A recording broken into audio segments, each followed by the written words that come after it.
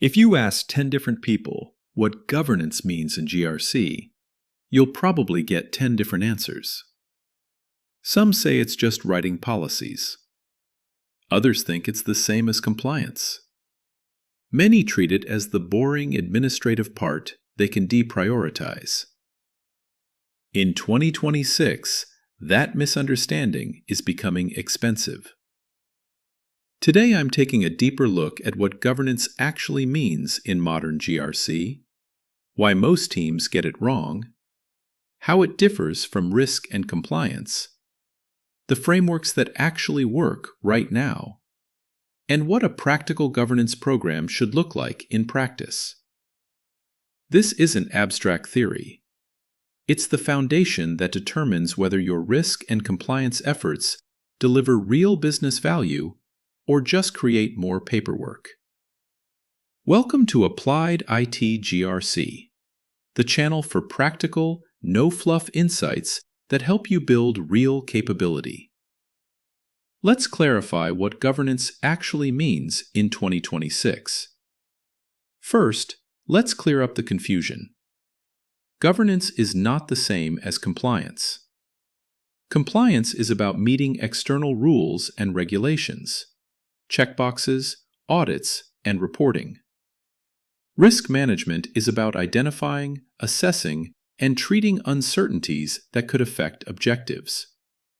Governance is the overarching system that defines who has decision rights, how accountability flows, what oversight mechanisms exist, how the organization ensures it achieves its objectives ethically, efficiently, and sustainably. In simple terms, governance sets the rules of the game, establishes who gets to make which decisions, and makes sure everyone plays by those rules with proper visibility and accountability. Think of it as the operating system for your entire GRC program. Risk and compliance are applications that run on top of that operating system. If the OS is weak or poorly configured, the applications won't perform well, no matter how much effort you put into them. Why does this distinction matter so much in 2026? 3 major shifts have made strong governance essential. 1.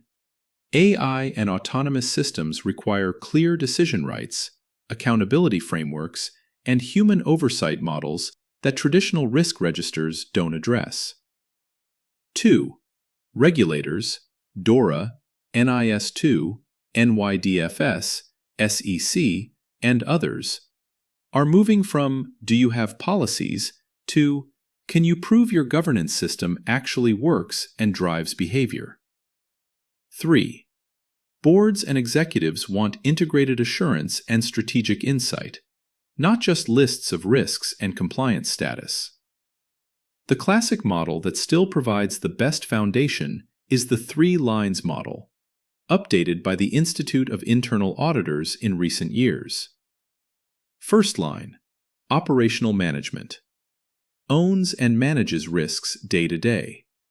They design and execute controls and make risk-informed decisions.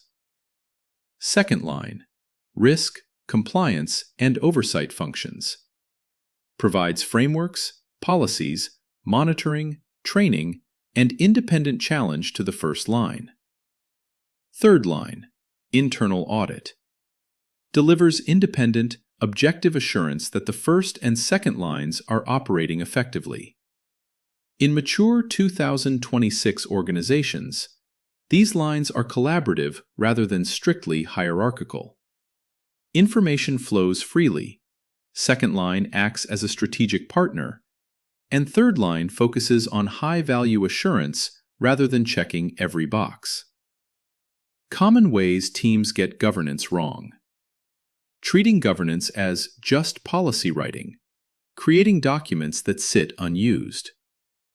Having vague or non-existent risk appetite statements that leadership never references in real decisions. Unclear decision rights, especially for emerging areas like AI deployment. Weak escalation paths. Issues surface too late or never reach the right level. focusing only on tone at the top without building supporting structures and accountability mechanisms. A strong governance framework in 2026 should include these core elements. 1. Clearly defined objectives and risk appetite, translated into practical guidance that actually influences decisions. 2. Defined roles, responsibilities, and decision rights, especially for high-risk areas like AI, cloud, and third parties. 3. Effective policy and standards lifecycle, creation, approval, communication, enforcement, review, and retirement. 4. Robust oversight and monitoring, including continuous controls monitoring where appropriate. 5. Clear reporting and escalation processes that drive action instead of just awareness. 6. Culture and accountability mechanisms that reinforce expected behaviors at all levels. Practical steps you can take this quarter to strengthen governance.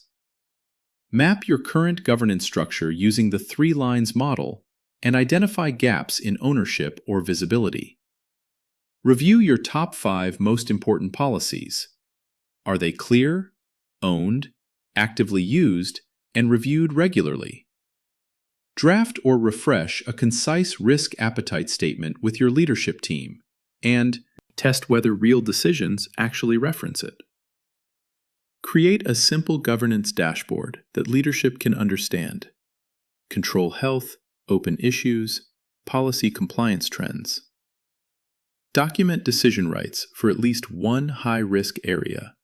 For example, AI system deployment or major vendor onboarding. I've put together a free GRC governance starter pack in the starter kit that includes 3 lines model mapping template, sample risk appetite statement with examples, policy inventory and review tracker, governance maturity self-assessment checklist.